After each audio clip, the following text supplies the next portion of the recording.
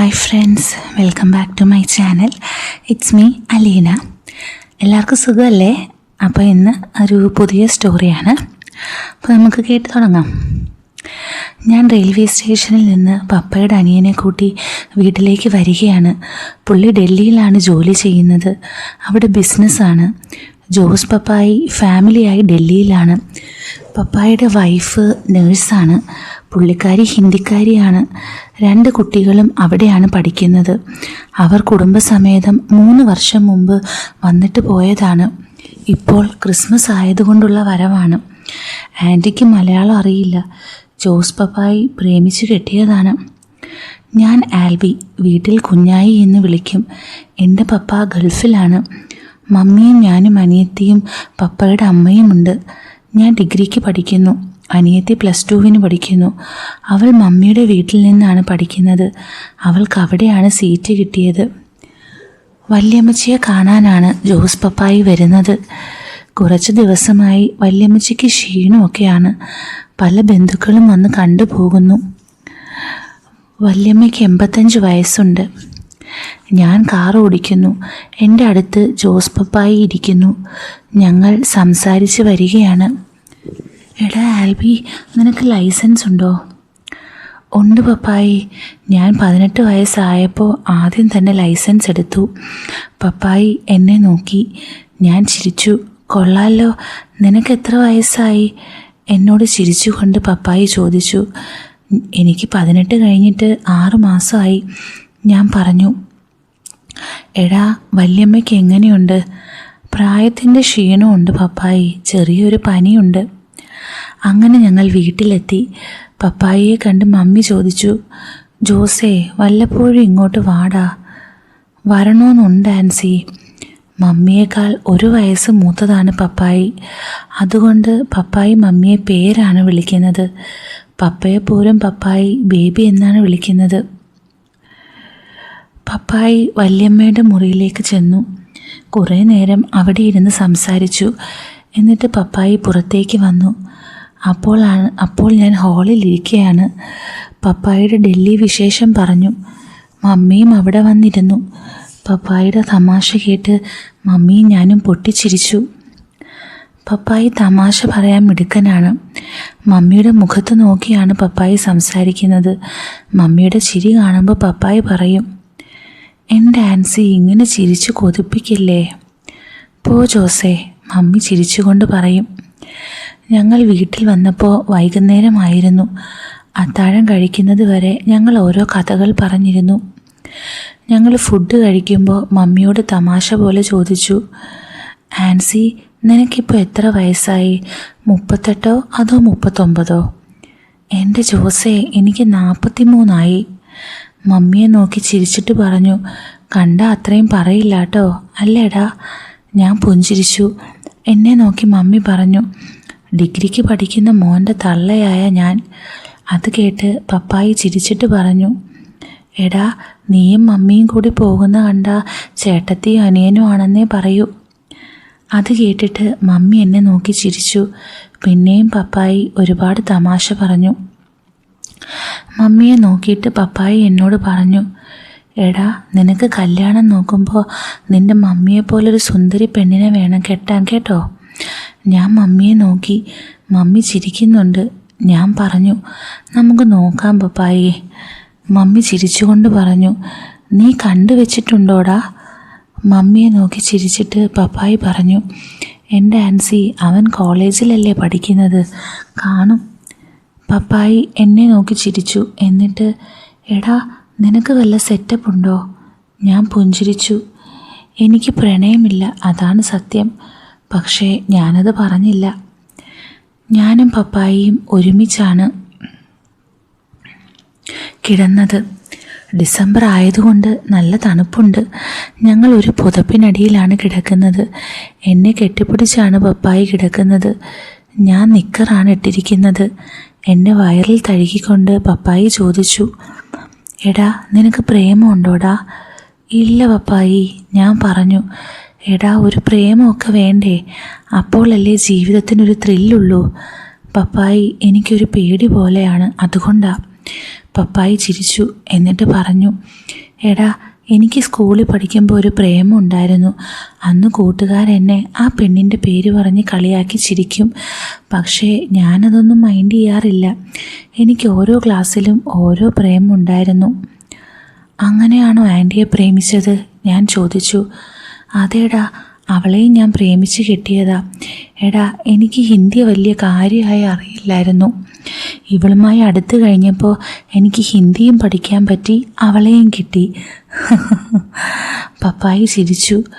പപ്പായി എൻ്റെ വയറിൽ തഴുകി. എടാ, നിനക്ക് പ്രേമിക്കാൻ ടിപ്പ് പറഞ്ഞു തരണോ? ഞാൻ മൂളി. എടാ, നീ പിണങ്ങരുത്. പപ്പായി പറഞ്ഞു, എനിക്ക് കുഴപ്പമില്ല. എടാ, നിനക്ക് ലൈൻ വീഴണമെങ്കിൽ നിൻ്റെ മമ്മിയുടെ ഷേപ്പുള്ളൊരു പെണ്ണിനെ നോക്കിക്കോ. അങ്ങനെ ഒരു പെണ്ണിനെ നീ കണ്ടുപിടിച്ചോ. അങ്ങനെയൊക്കെ കിട്ടുമോ പപ്പായി? പിന്നെ തീർച്ചയായും. പപ്പായി എൻ്റെ വയറിൽ തഴുകുന്നുണ്ട്. എടാ, നീ ഗ്ലാമർ ആണല്ലോ, നിനക്ക് സെറ്റാകും. ഞാനല്ലേ പറയുന്നത്. എടാ, നിൻ്റെ കൂട്ടുകാർക്ക് പ്രേമമുണ്ടോ? അവർക്കൊക്കെ ഉണ്ട് പപ്പായി. നീ അവരെങ്ങനെയാണ് സെറ്റാക്കിയതെന്ന് മനസ്സിലാക്ക്. ഇനി നോക്കാം പപ്പായി. എടാ, നീ പ്രേമിക്കുന്നത് എങ്ങനെയാണെന്ന് കണ്ടിട്ടുണ്ടോ? അതില്ല പപ്പായി. പപ്പായി എന്നോട് കൂടുതൽ ചേർന്ന് കിടന്നിട്ട് പറഞ്ഞു, എടാ, നിൻ്റെ മമ്മിയുടെയും പപ്പയുടെയും സ്നേഹപ്രകടനം നീ കണ്ടിട്ടുണ്ടോ? ഞാനെങ്ങും കണ്ടിട്ടില്ല. എടാ, ഞാനൊരു കാര്യം പറയട്ടെ? പറഞ്ഞോ പപ്പായി. ഞാൻ നിൻ്റെ മമ്മിയെ പ്രേമിക്കട്ടെ? ഇത് വേറെ ആരും അറിയില്ല. ഒരാഴ്ച ഞാനിവിടെ ഉണ്ട്. ആ ഒരാഴ്ച ഞാൻ നിൻ്റെ മമ്മിയെ പ്രേമിക്കട്ടെ? മമ്മി അതിന് സമ്മതിക്കുമോ? ഞാൻ ചിരിച്ചുകൊണ്ട് പറഞ്ഞു. നിനക്ക് കുഴപ്പമുണ്ടോ? എനിക്ക് കുഴപ്പമില്ല. പക്ഷേ മമ്മി വീഴുമോ? ഞാൻ വീഴിക്കും. ഞാൻ നിൻ്റെ മമ്മിയെ പ്രേമിച്ച് സെറ്റാക്കി നിൻ്റെ മുൻപിലിട്ട് കളിക്കും. കാണണോ? അത് കേട്ടപ്പോൾ എനിക്ക് പൊങ്ങിത്തുടങ്ങി. ഞാൻ പുള്ളിയെ പിരികേറ്റാൻ ചോദിച്ചു. മമ്മി വഴങ്ങിയില്ലെങ്കിലോ? എടാ, നാളെ ശനിയാഴ്ച. നാളെ വൈകുന്നേരത്തിന് മുമ്പ് ഞാൻ അവളെ കെട്ടിപ്പിടിച്ച് സെറ്റാക്കി കാണിച്ചു തരാം. എടാ, ഞാൻ അവളെ കെട്ടിപ്പിടിച്ച് അവളുടെ ചുണ്ടിൽ കിസ്സടിക്കുന്നത് നീ ഒളിച്ചു നിന്ന് കണ്ടോ? അതുകൂടെ കേട്ടപ്പോൾ ഞാൻ ചാർജായി. മമ്മിയുടെ കാര്യം പറഞ്ഞപ്പോൾ നീ ആകെ പൂത്തുലഞ്ഞല്ലോടാ. എടാ, അപ്പോൾ നിൻ്റെ മമ്മിയെ ഞാൻ കളിക്കണത് നീ ഓർത്ത് നോക്കിക്കേ. എടാ കുഞ്ഞായി, നിൻ്റെ മമ്മിയെ ഈ കട്ടിലിൽ കിടത്തി ഞങ്ങൾ ഒരുമിച്ച് ചെയ്യുന്നതൊക്കെ നീ ഒന്ന് ചിന്തിച്ചേ. പപ്പായി തുടർന്ന് ഓരോന്നൊക്കെ വിശദീകരിച്ച് പറയുന്നത് കേട്ടപ്പോൾ തന്നെ എനിക്ക് കൺട്രോൾ പോയി തുടങ്ങി. എടാ, എന്നാ ചരക്കാടാ നിൻ്റെ മമ്മി. ശരിയാണ്, ഞാൻ ഓർത്തു. എൻ്റെ മമ്മി ഒരു കിടിലൻ ചരക്ക് തന്നെയാണ്. പപ്പായി, എനിക്ക് പോകും. എൻ്റെ ചെവിയോട് ചേർന്ന് ചോദിച്ചു. എടാ, ഞാൻ നിൻ്റെ മമ്മിയെ വളയ്ക്കട്ടെ? ഞാൻ മൂളി. പിറ്റേന്ന് പകൽ മുഴുവൻ പപ്പായി മമ്മിയുടെ പുറകെ ആയിരുന്നു. വല്യമ്മച്ചിക്ക് ക്ഷീണം കൂടുന്നതായി എനിക്ക് തോന്നി. ഇന്ന് വല്യമ്മച്ചി മുറിയിൽ നിന്ന് ഇറങ്ങിയിട്ടില്ല. വൈകുന്നേരം മമ്മി വീടിൻ്റെ പുറകിൽ നിന്ന് തുണി കഴുകുകയാണ്. ഞാൻ ഹാളിലിരുന്ന് മൊബൈൽ നോക്കുമ്പോൾ പപ്പായി അടുക്കളയിൽ നിന്ന് എൻ്റെ അടുത്തേക്ക് വന്നു. പുള്ളി ചിരിക്കുന്നുണ്ട്. എൻ്റെ അടുത്ത് വന്നിട്ട് പറഞ്ഞു, എടാ, ഞാൻ നിൻ്റെ മമ്മിയെ കെട്ടിപ്പിടിച്ച് ഉമ്മ വയ്ക്കാൻ പോകുക. ഞാൻ പപ്പായിയെ നോക്കി പുഞ്ചിരിച്ചു. എനിക്ക് ചങ്കെടുപ്പ് കൂടി. നീ വാ. എന്നെ വലിച്ചുകൊണ്ട് അടുക്കളയിലെത്തി. നീ ഈ ജനലിൽ കൂടി നോക്കിക്കോ എന്നോട് പറഞ്ഞിട്ട് പപ്പായി വീടിൻ്റെ മുന്നിലേക്ക് പോയി. ഞാൻ ജനലിൽ കൂടി നോക്കി. മമ്മി തുണി കഴുകുകയാണ്. ഒരു നൈറ്റി മാത്രം, അടിയിലൊന്നുമില്ല. ഒരു മഞ്ഞ നൈറ്റിയാണ് ഇട്ടിരിക്കുന്നത്. മമ്മി തുണി കുനിഞ്ഞു പിഴിയുമ്പോൾ സീൻ കാണാം. ഇന്നലെ മമ്മിയെപ്പറ്റി പപ്പായി പറഞ്ഞപ്പോൾ മുതൽ എനിക്ക് വല്ലാത്തൊരു ഫീലിങ്സ്. മമ്മി മുടി പിറകിൽ ചുറ്റിക്കയറ്റി വെച്ചിരിക്കുന്നു. മമ്മിയുടെ വെളുത്ത ശരീരത്തിൽ ആ മഞ്ഞ നൈറ്റി കിടക്കുമ്പോൾ ഹോ, എന്നാ സുന്ദരിയാണ് എൻ്റെ മമ്മി. പപ്പായി വീടിൻ്റെ സൈഡിൽ കൂടി മമ്മിയുടെ അടുത്തെത്തി. മമ്മി കുനിഞ്ഞു നിന്ന് തുണി ഊരി പിഴിയുന്നു. മമ്മിയോട് എന്തൊക്കെയോ പപ്പായി പറയുന്നുണ്ട്. അത് കേട്ട് മമ്മി ചിരിക്കുന്നു. മമ്മിയുടെ മേലേക്ക് നോക്കിയാണ് പപ്പായി നിൽക്കുന്നത്. അവരെന്തൊക്കെയോ പറയുന്നുണ്ട്. മമ്മി ഊരി പിഴിഞ്ഞ തുണി അയയിൽ വിരിക്കുന്നു. എനിക്ക് മമ്മിയുടെ പിറകുവശമാണ് കാണാൻ പറ്റുന്നത്. മമ്മിയെ പിറകിൽ നിന്ന് പപ്പായി കെട്ടിപ്പിടിച്ചു. മമ്മി ചിരിക്കുന്നുണ്ട്. മമ്മിയുടെ കഴുത്തിൽ പപ്പായി തല ചേർത്ത് വെച്ചിട്ടുണ്ട്. അവരുടെ പിറകാണ് എനിക്ക് കാണാൻ പറ്റുന്നത്. പപ്പായി ഒരു മുണ്ട് മാത്രമേ ഉള്ളൂ. മമ്മി എതിർക്കുന്നില്ല.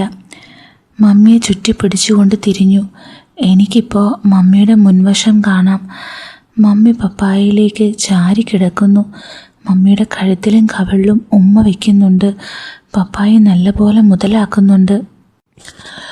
പെട്ടെന്ന് മമ്മി തിരിഞ്ഞ് പപ്പായിയെ കെട്ടിപ്പിടിച്ചു. പപ്പായി ജനലിൻ്റെ ഭാഗത്തേക്ക് നോക്കി ചിരിച്ചു.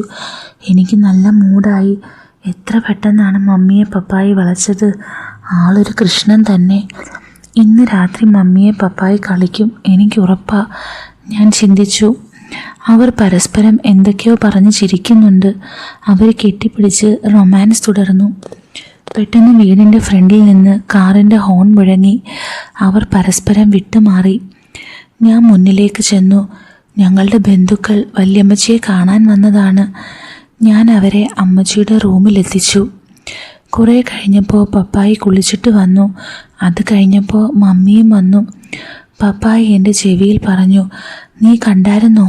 ഞാൻ തലകുലുക്കി. എടാ, ഞാൻ രാത്രി അവളെ കൊണ്ടുപോകും. ഞാൻ പപ്പായിയെ നോക്കി പുഞ്ചിരിച്ചു. ബന്ധുക്കളെ കണ്ടപ്പോൾ വല്യമ്മച്ചിക്ക് ക്ഷീണം കൂടി. ഒരു തലകറക്കം, ആകെ ബഹളം. അവസാനം ഹോസ്പിറ്റലിൽ പോകാൻ തീരുമാനിച്ചു. ഞങ്ങൾ ഹോസ്പിറ്റലിലെത്തി. ഡോക്ടർ വന്ന് പരിശോധിച്ചു. ഇന്നിവിടെ കിടക്കാൻ പറഞ്ഞു. അങ്ങനെ റൂം വേണമെന്ന് പപ്പായി പറഞ്ഞു. റൂം കിട്ടി. റേറ്റ് കൂടുതലായിരുന്നു.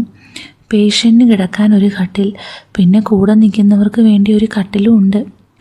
പോരുമ്പോൾ കാറിൽ ബെഡ്ഷീറ്റും ഒരു പായും എടുത്തിട്ടിരുന്നു. ഞാനും മമ്മിയും പപ്പായിയും ക്യാൻറ്റീനിൽ നിന്ന് ഫുഡ് കഴിച്ചു. വല്യമ്മച്ചിക്ക് പാഴ്സൽ വാങ്ങി. ഞങ്ങൾ റൂമിലെത്തി. വല്യമ്മച്ചിക്ക് ട്രിപ്പ് ഇട്ടിരിക്കുകയാണ്. അത് തീർന്നില്ല. മമ്മി ഞങ്ങളെ നോക്കി പറഞ്ഞു, ജോസും മോനും ഈ കട്ടിലിൽ കിടന്നോ, ഞാൻ താഴെ കിടന്നോളാം. ഏയ്, അത് വേണ്ട ആൻസി, നീ കട്ടിലിൽ കിടന്നോ, ഞാനും മോനും താഴെ കിടന്നോളാം.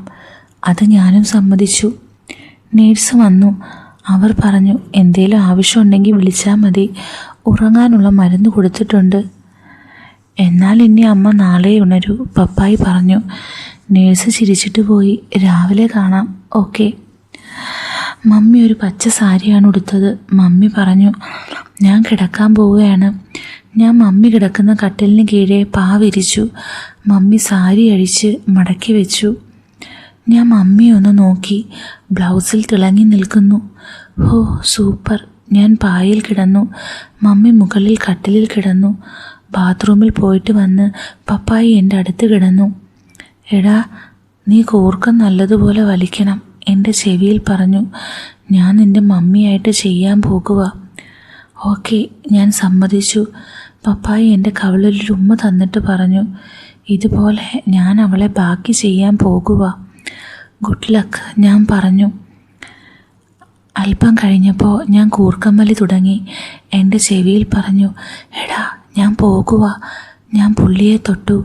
മമ്മിയോടൊപ്പം പപ്പായി കട്ടിലിൽ കിടക്കുന്ന ശബ്ദം കേൾക്കാം. ബെഡ് അനങ്ങുന്ന ഒച്ച കേട്ടു. ജോസേ, മോൻ താഴെയുണ്ട്, ഇന്ന് വേണ്ട. എടി, അവൻ ഉറങ്ങി. ഊർക്കം വലിക്കുന്ന കേട്ടില്ലേ? അവരുടെ അടക്കം പറച്ചിൽ എനിക്ക് കേൾക്കാം. അപ്പോഴും ഞാൻ കൂർക്കം വലിക്കുന്നുണ്ട്. വേണ്ട ജോസേ, പ്ലീസ്. മമ്മി കൊഞ്ചി പറയുന്നത് കേട്ടിട്ട് എനിക്ക് മൂടായി തുടങ്ങി. എടി, നിന്നെ കണ്ടപ്പോൾ എനിക്ക് കൺട്രോൾ പോയതാ. പപ്പായി അല്പം ഒച്ചയിലാണ് പറയുന്നത്. എനിക്ക് കേൾക്കണമല്ലോ.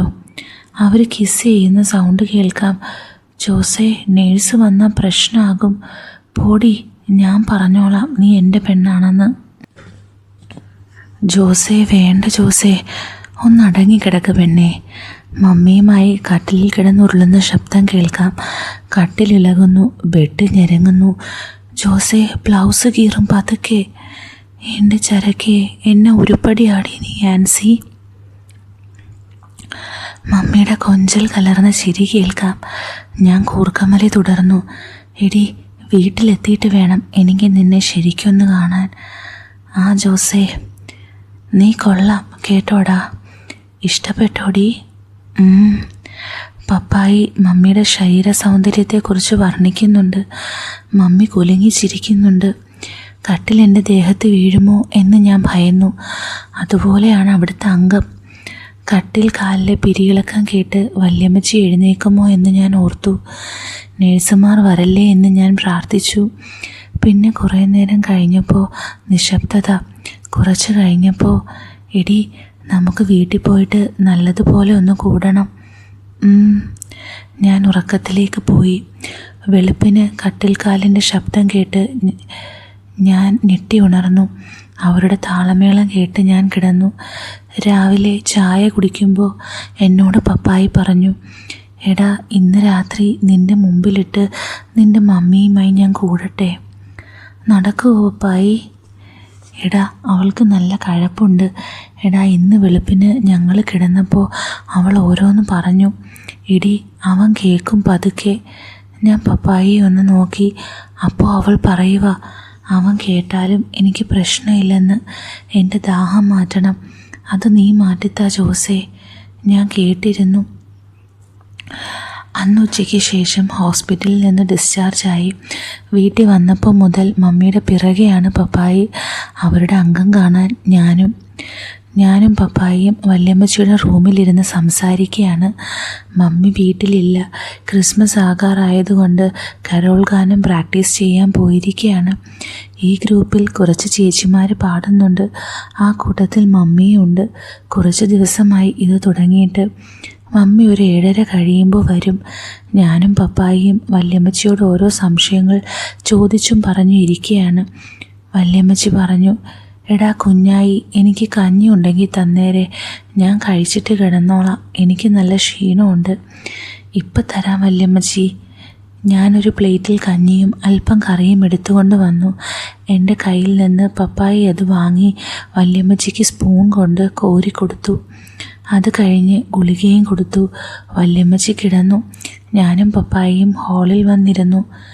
എടാ നിൻ്റെ മമ്മിയെ കാണുന്നില്ലല്ലോ. ഞാൻ പപ്പായിയെ നോക്കി ചിരിച്ചിട്ട് പറഞ്ഞു, എന്താ പപ്പായി, മമ്മിയെ കാണാഞ്ഞിട്ട് ഏനക്കേട് തുടങ്ങിയോ? പോടാ, കുറച്ച് നേരം ആയല്ലോ. മമ്മി ഇപ്പം വരും പപ്പായി. പപ്പായി എന്നെ നോക്കി ചിരിച്ചിട്ട് പറഞ്ഞു. എടാ ഞാൻ വൈകുന്നേരം അവിടെ അടുക്കളയിൽ വെച്ച് കെട്ടിപ്പിടിച്ചിട്ട് ചോദിച്ചു. ഞാൻ പപ്പായിയെ നോക്കി. ആൻസി അവനിവിടെ ഉണ്ടല്ലോ, നമ്മുടെ കളി നടക്കുമോ എന്ന് ചോദിച്ചു. അപ്പോൾ അവൾ പറയുക, എന്താ പപ്പായി പറഞ്ഞത്? ഞാൻ ചോദിച്ചു. അപ്പോൾ നമ്മുടെ ഈ സ്റ്റോറിയുടെ ബാക്കി പോർഷൻ ടെലഗ്രാം ചാനലിലായിരിക്കും ഇടുന്നത്. അപ്പം ചാനലിൻ്റെ ലിങ്ക് ഞാൻ ഡിസ്ക്രിപ്ഷനിലോ കമൻറ്റ് ബോക്സിലോ കൊടുത്തേക്കാം. അപ്പോൾ അവിടെ കയറി ബാക്കി ഇതിൻ്റെ പോർഷൻ നിങ്ങൾ കേൾക്കണേ. അപ്പം നമുക്ക് മറ്റൊരു സ്റ്റോറിയായിട്ട് ഉടനെ കാണാം. With love, Aleena.